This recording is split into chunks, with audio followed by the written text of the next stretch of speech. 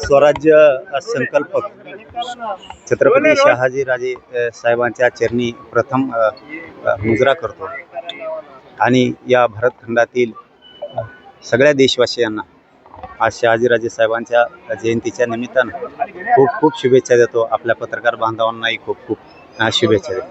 दादा, कबुलीचा वाद ज्या पद्धतीने पेटला जातो, नागपुरात दंगल झाली, विरोधक सरकारने ही दंगल पेटवली, सरकारनेच दंगल प्लॅन केली अशा पद्धतीचा आरोप करतात, काय म्हणाले? आता हे काय बरं का, काही निवडणुका आल्या की काही ना काहीतरी उकरून काढायचं काम होतं. समाजानं सावध होणं गरजेचं आहे. समाजानं सावध राहणं गरजेचं आहे. विशेष करून मराठ्यांच्या पोरांनाही सावध राहणं गरजेचं आहे. हे सगळे कावे आहेत. ते सगळे कावे. कबर कुठं आहे तिची? संभाजीनगर. दंगले होत्यात नागपूरला. उकडून फेका मानतात तुम्ही. सरकार वर तुमचं, खाली तुमचं. 2022-23 ला 260 लाख रुपये तुम्ही देताय. 2,60,000 तुम्ही देताय.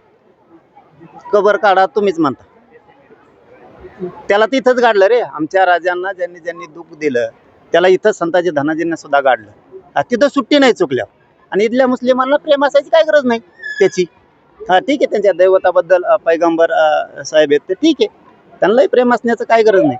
पण ही पुरस्कृतच आहे. 100% ही दंगल पुरस्कृत आहे सरकारच्या म्हणण्यापेक्षा फडणवीस साहेबांच्या. त्यांना असल्याच्यात लय खंड. निवडून यायच्या टायमाला हे असले चाळे ते करणार म्हणजे करणार. आता यांना हे नाही दिसले ते छत्रपती शिवरायांचा प्रत्यक्ष अपमान करून गेलेले. हे तर डोळे देखताय. तिथं कुठं मरता का तुम्ही? तिथं नाही जमत का तुम्हाला? ते कोण काय नो ते नागपूरचा पळून द्यायला, पळून लावला कोरटकर. परत तो सोलापूरचा एक हे. तुम्हाला हे नाही का मध्ये टाकताय? हे नाही का अपमान? जिजाऊंचा अपमान केलेले किती येतं सोशल मीडियावरती? हे नाही का दिसत तुम्हाला? तिथं हिंदुत्व जळतं का तुमचं? अरे आम्ही आहेत ना, चुकल्यावर आम्ही आहेत ना. आधी मान आम्ही देतो. तुम्ही हे चुकीचं निवडणुका तोंडावर ठेवून त्या गोष्टी करणं काहीच उपयोगाचं नाही. आता रक्षणच हे करते तिथं. आता तुम्हीच दाखवलं, मी कालच तुमच्याकडे बघितलंय. सगळे पोलीस आहे तिथं. काढा तुम्हीच म्हणता. सरकार तुमचं, पोलीस तुमचे, पैसे तुमचे. काय एडपट जाऊन समजत का आम्हाला? बरं, त्या पहिल्यांदा ते बी ऐकलं मी. तुम्हाला जे विचारायचं ना ते लगेच सांगतो मी.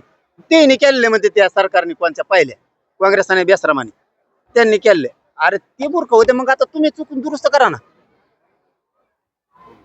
ते मूर्ख आहेत आणि तुम्ही कोण आहेत? मग तुम्ही मूर्खच.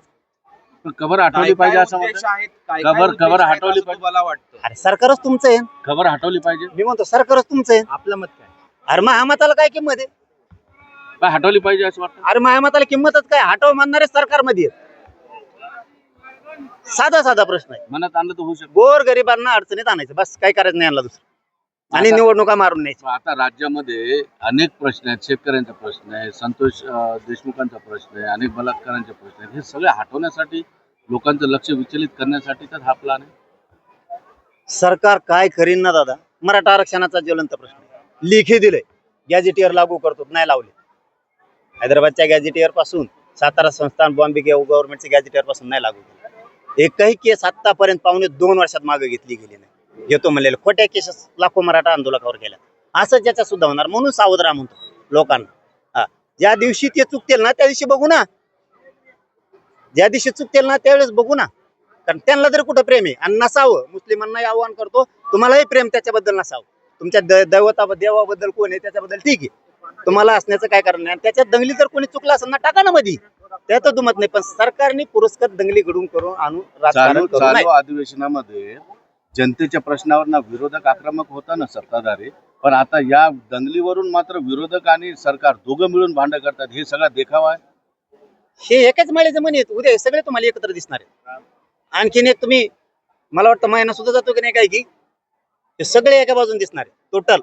मग जनतेचे डोळे उघडणार आहेत. सगळे पक्ष एका जागेवर आले. खोटं नाटक, सगळं खोटं नाटक. असं म्हणतात की फडणवीसांची जी आहे भूमिका जी आहे, कार्यपद्धती जी आहे ते औरंगजेबासारखी आहे. नाही, ते राजकीय स्टेटमेंट त्यांचे वैयक्तिक दोघांचे एकमेकाच्या फायद्याचे, त्याच्यावर मी नाही बोलणार. पण मला जे जनतेबद्दल वाटतं तेच मी बोलणार. की सरकार तुमचं आहे, तुम्हाला कबरच काढायची, तुम्ही काढू शकताय. वर तुमचा आहे, खाली तुमचा आहे. पैसे त्यावेळेस जर त्या काँग्रेस बेसरामाने चूक केली असली तर दुरुस्त करायला तुम्हाला चान्स आहे. ते मूर्ख होते तर तुम्ही नाही येत ना मग, आणि तुम्ही काढत नाही त्याचा अर्थ तुम्हीच मूर्ख आहेत. पण तुम्ही गोरगरिबांना झुंजवताय हे मात्र सत्य आहे. गोरगरिबांनी सावध व्हावं एवढं म्हणणं आहे माझं, आणि सावध राहिलं पाहिजे. यांना दंगलीकडून फक्त निवडणुका करायच्या, शेतकऱ्याची कर्जमाफी करू शकत नाहीत, हे मराठ्यांच्या आरक्षणाचा प्रश्न सोडू शकत नाहीत, हे धनगराच्या आरक्षणाचा प्रश्न सोडू शकत नाहीत, हे महिलांवर होणाऱ्या अत्याचाराचाही प्रश्न सोडू शकत नाहीत. त्यांना फक्त नाटकबाजी करायची. निवडणूक आता महानगरपालिका जिल्हा परिषदा डोळ्यासमोर ठेवू. शिंदेची शिवसेना आता प्रदर्शन करते विधानसभेत आणि सांगतायत की औरंगजेबची कबरी काढा, म्हणजे त्यावर अक्षरशः प्रदर्शन सुरू आहे आतमध्येच. मी आत्ताच सांगितलं ना तुम्हाला, वर ते आहेत, खाली ते आहेत. काढायचे असेल ते एका मिनिटात काढू शकते. पैसे देतात, पोलिसांनी उमेसले तर मारणाचे, आणि मग हे काढायचे म्हणतात काय याला. लोकांना तेवढी अक्कल आहे. मी समजा एखादी घटना बोलतोय तुमच्याशी, करायचे म्हणतोय, आणि लोक मीच पाठवतोय त्याचं संरक्षण म्हणून. ही काय एवढे दुधखळे लोकांनी कबर काढायचे सरकार म्हणतंय, आणि पोलिस कोणाचे आहेत? सरकारचे. तेलंगणामध्ये 42% आरक्षण ओबीसींना लागू असल्याचं विधेयक जे आहे ते मंजूर झालेलं आहे. शिक्षण, नोकरी आणि स्थानिक स्वराज्य महाराष्ट्रात होणार नाही, कारण गरिबाचं कल्याण करायची सरकारची इच्छा नाही, आणि विशेष करून फडणवीस साहेबांची नाही. त्यांना फक्त गोड बोलून निवडून यायचं, मराठ्यांचे मतं घ्यायचे, मराठ्यांच्या मताच्या जीवावरती सत्ता भोगायची, कारण यावेळेस मराठ्यांशिवाय सत्ता आलेली नाही. ब्रह्मदेव आला तरी आमच्या सरकारला कोणी धक्का लावू शकत नाही असं अजित पवार विधानसभेत म्हणाले. काय हलवू शकत नाही. ब्रह्मदेव आले तरी पण सत्ता लागली. सरकारला कोणी धक्का घालू लावू शकत शकत नाही. लय गर्व होऊ नये, इतका गर्व होऊ नये, इतका गर्व बरा नाही. आता एक प्रश्नाचा आहे की तिथं विधानसभेमध्ये गोंधळ सुरू आहे.